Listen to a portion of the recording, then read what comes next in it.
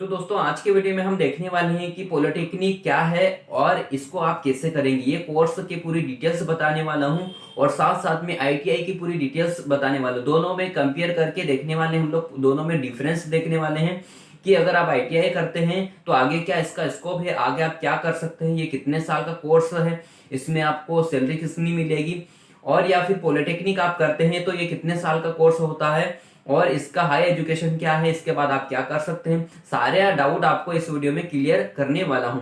तो पूरी इंफॉर्मेशन आपको इस वीडियो में मिल जाएगी आईटीआई और पॉलिटेक्निक की, तो अंत तक बने रहिए। या फिर अगर आप भी आईटीआई करना चाहते हैं या पॉलिटेक्निक करना चाहते हैं तो आपको दोनों में डिफरेंस पता होना चाहिए, आपको दोनों का अच्छे से नॉलेज होना चाहिए कि आप क्या करना चाहते हैं। अगर आप स्टार्टिंग से ही अच्छा सिलेक्शन कर लेंगे अपना करियर का कि आप 10वीं के बाद आईटीआई करना चाहते हैं या पॉलिटेक्निक करना चाहते हैं, तो आपको बहुत अच्छे से आइडिया हो जाएगा कि आप आईटीआई क्यों कर रहे हैं या फिर पॉलिटेक्निक क्यों कर रहे हैं। अगर आपको दोनों में डिफरेंस पता होगा, कि दोनों का स्कोप पता होगा, तो आप बहुत अच्छे से सिलेक्शन कर पाएंगे कि अपने करियर में कौन सा कोर्स करना चाहिए। तो आगे जाके दिक्कत नहीं आएगी कि आगे जाके आप जॉब करना चाहते हैं, बिजनेस करना चाहते हैं, तो आपका माइंड पहले से ही अगर क्लियर होगा कि आप आईटीआई कर रहे हैं तो क्यों कर रहे हैं या फिर पॉलिटेक्निक कर रहे हैं तो क्यों कर रहे हैं। तो अगर आपको दोनों में अच्छा नॉलेज होगा, दोनों कोर्स का कोई सा भी कोर्स हो आपको अच्छे से पता होगा, तभी आप अच्छे से डिसीजन ले पाएंगे। तो इस वीडियो में सारी इन्फॉर्मेशन आपको मिलने वाली, पूरा एक्सप्लेन करने वाले हम लोग आईटीआई और पॉलिटेक्निक में डिफरेंस क्या है, तो अंत तक बने रहिए। तो स्टार्ट करने से पहले फ्रेंड्स, अगर आप नए हैं तो चैनल को सब्सक्राइब कर लेना, तो आने वाली वीडियोस आपको मिलती रहेगी। पॉलिटेक्निक की बात करते हैं। पॉलिटेक्निक क्या है? अब पॉलिटेक्निक 3 साल का कोर्स होता है, एक डिप्लोमा कोर्स होता है, एक बड़ा कोर्स होता है आईटीआई के थोड़ा बड़ा, क्योंकि ये 3 साल का कोर्स होता है और इसके बाद में आपको 6 सेम होते हैं, 6 सेमेस्टर होते हैं, सेमेस्टर वाइज आपकी एग्जाम होती है। यहाँ पर साल में 2 बार आपकी एग्जाम होगी।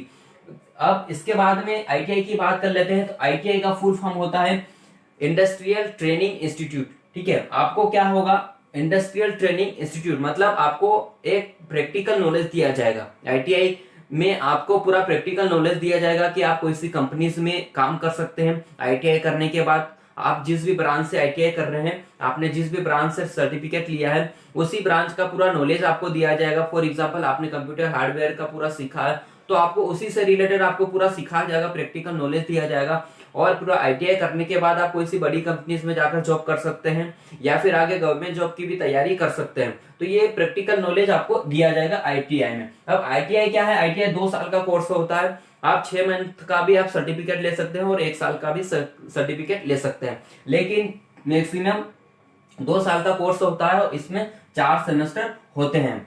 अब इसके बाद में बात कर लेते हैं यहाँ पर पॉलिटेक्निक की ये तो बात हो गई हमारी ईयर्स की, 3 साल का कोर्स होता है। और इसके बाद में क्या होता है कि अगर आप ये पॉलिटेक्निक कर रहे हैं, तो अगर आप डिप्लोमा कर रहे हैं तो आपको ये पता होना चाहिए कि आप कौन सी ब्रांच से आप पॉलिटेक्निक करना चाहते हैं, कौन सी ब्रांच से आप ये डिप्लोमा कोर्स करना चाहते हैं। तो यहाँ पर ब्रांच होती है civil, mechanical, computer science, electrical, और भी ब्रांचेस होती है। वहां पर आप अच्छे से अपने इंफॉर्मेशन निकाल लेना है कि आपको कौन सी ब्रांच अच्छी लगती है, आपको किस में इंटरेस्ट है। अगर आपको सिविल में साइड वर्क अच्छा लगता है और मैकेनिकल करना चाहते हैं तो मैकेनिकल की ब्रांच आप ले सकते हैं। कंप्यूटर में आपको नॉलेज है, आपको कंप्यूटर में इंटरेस्ट है, तो कंप्यूटर ब्रांच ले सकते हैं। तो इसमें आप उसी ब्रांच से डिप्लोमा कर सकते हैं। अब इसके बाद में बात कर रहे हैं कि आप आईटीआई में भी बहुत सारी ब्रांचेस होती है, इंजीनियरिंग और नॉन इंजीनियरिंग की।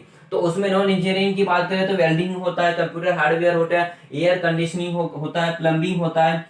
ठीक है, तो इसमें भी बहुत सारी ब्रांचेस होती है। तो वहां पर इंफॉर्मेशन आपको निकाल लेनी है कि कौन कौन सी ब्रांचेस होती है और उसके बाद में आपको कौन सी ब्रांच का सिलेक्ट करना है। उसके बाद में अच्छे से ट्रेनिंग लेके, पूरा प्रैक्टिकल नॉलेज लेके आप कोई सी कंपनीज में जाकर जॉब कर सकते हैं। तो ये आईटीआई का यही फायदा होगा कि आपको पूरा प्रैक्टिकली नॉलेज होगा और आगे जाकर कोई सी प्राइवेट कंपनी में आप जॉब करते हैं तो धीरे धीरे आपका एक्सपीरियंस होने के बाद इसमें बहुत अच्छी ग्रो कर सकते हैं। अगर आपको जॉब भी नहीं करना है तो आप प्राइवेट जॉब नहीं करना है तो आप गवर्नमेंट जॉब की तैयारी कर सकते हैं, क्योंकि आईटीआई की बहुत सारी वैकेंसीज निकलती रहती है। आईटीआई की सबसे ज्यादा वैकेंसीज निकलती है, इसके डिप्लोमा से ज्यादा आईटीआई वालों की गवर्नमेंट नौकरी निकलती है। तो आप उसकी भी प्रिपरेशन कर सकते हैं। और साथ साथ में अगर उसी से रिलेटेड, अगर आपने वेल्डिंग से रिलेटेड आपने प्रैक्टिकली नॉलेज लिया है कंप्यूटर हार्डवेयर से, तो अपना खुद का बिजनेस भी इसमें चालू कर सकते हैं। क्योंकि आपको प्रैक्टिकल नॉलेज आता है तो आप कहीं पर जॉब कर रहे हैं, इससे अच्छा खुद का बिजनेस भी इसमें चालू कर सकते हैं। तो बहुत अच्छे से प्रैक्टिकली काम आपने सीखा है तो काम चालू कर सकते हैं। अब इसकी बात करें दोनों के एडमिशन प्रोसेस की, कि अगर आप एडमिशन लेना चाहते हैं तो इसमें आपको गवर्नमेंट कॉलेज के लिए आपको एंट्रेंस एग्जाम देनी होती है। पॉलिटेक्निक की तो निकलती है स्टेट वाइज, तो आप उसके लिए एंट्रेंस एग्जाम देना होता है। तो उसमें आप सिलेक्ट होने पर आपको पॉलिटेक्निक कोर्स आपको गवर्नमेंट कॉलेज के थ्रू आपको एडमिशन मिल जाता है, तो उसमें आपको कम फीस लगेगी। अगर आप पॉलिटेक्निक किसी प्राइवेट कॉलेज से करते हैं तो उसमें आपको फीस ज्यादा लगेगी, ठीक है, क्योंकि बहुत सारी कॉलेजेस होती है, 50,000 से 60,000 भी लग सकते हैं। कॉलेज पे डिपेंड करता है कि कितनी बड़ी कॉलेज है, तो उसी हिसाब से आपको फीस लगती है। अगर आप किसी स्कॉलर बेस पे भी कर सकते हैं, अगर आप ST SC में आते हैं तो स्कॉलर भी आपको मिलती है। तो ITI में भी आप गवर्नमेंट कॉलेज के लिए एडमिशन ले सकते हैं। अब इसके बाद में हम बात कर लेते हैं कि अगर आप पॉलिटेक्निक करते हैं तो पॉलिटेक्निक एक क्या डिप्लोमा कोर्स है, आप एक जूनियर इंजीनियर बन सकते हैं। पॉलिटेक्निक एक बड़ा कोर्स होता है, लेकिन एक पॉलिटेक्निक के बाद आप जूनियर इंजीनियर की वैकेंसी निकलती है, उसके लिए आप अप्लाई कर सकते हैं। और उसके बाद में क्या है, कहीं पर जॉब भी कर सकते हैं, प्राइवेट इंडस्ट्री में जॉब कर सकते हैं, खुद का काम भी इसमें चालू कर सकते हैं।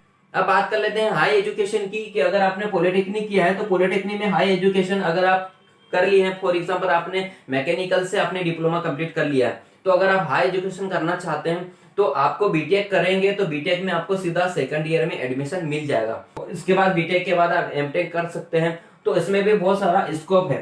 तो उसके बाद में बात करें इसकी सैलरीज की, तो अगर प्राइवेट कंपनीज में आप जॉब करते हैं तो आपको कहीं पर भी 12,000 रुपए से 15,000 रुपए आपको इसमें मिल जाते हैं, अगर प्राइवेट कंपनीज में। बाकी डिपेंड करता है कि आपके पास कितनी स्किल है, आपने कितना प्रैक्टिकल नॉलेज लिया, आपके पास कितना आता है, आपको अनुभव कितना है। धीरे धीरे अनुभव होने के बाद इसमें ज्यादा सैलरीज बढ़ जाती है। तो यहाँ पर प्राइवेट कंपनीज की बात है। और इसके बाद में ITI की भी बात करें तो 8 से 12,000 रुपए आपको इसमें मिल जाते हैं, अगर आपने अच्छे से सीखा है तो। बाकी डिपेंड करता है कंपनीज पे कि कितनी कंपनी बड़ी है। वैसे ही आप अगर आपको अच्छे से प्रैक्टिकल नॉलेज आता है, मैकेनिकल में अगर आपने प्रैक्टिकल नॉलेज लिया, मैकेनिकल से आपने अगर ITI किया है, तो आपको अच्छे से आना चाहिए उसी फील्ड से रिलेटेड काम। तो आपको कंपनीज भी कोई फिर डिग्री नहीं देखते हैं, आपको फिर काम देखते हैं कि कंपनीज को चाहिए क्या, कि काम चाहिए। अगर आप अच्छा काम करके दे रहे हैं तो धीरे धीरे ग्रो आपकी बहुत जल्दी हो जाएगी, ठीक है। तो ये है दोनों में डिफरेंस कि ITI और पॉलिटेक्निक में। तो उम्मीद करता हूं दोस्तों कि समझाने की कोशिश की है कि ITI और पॉलिटेक्निक होता क्या है और इसके बाद आप क्या कर सकते हैं। तो दोनों में जानकारी अगर अच्छी लगी तो वीडियो को लाइक करना और चैनल को सब्सक्राइब करना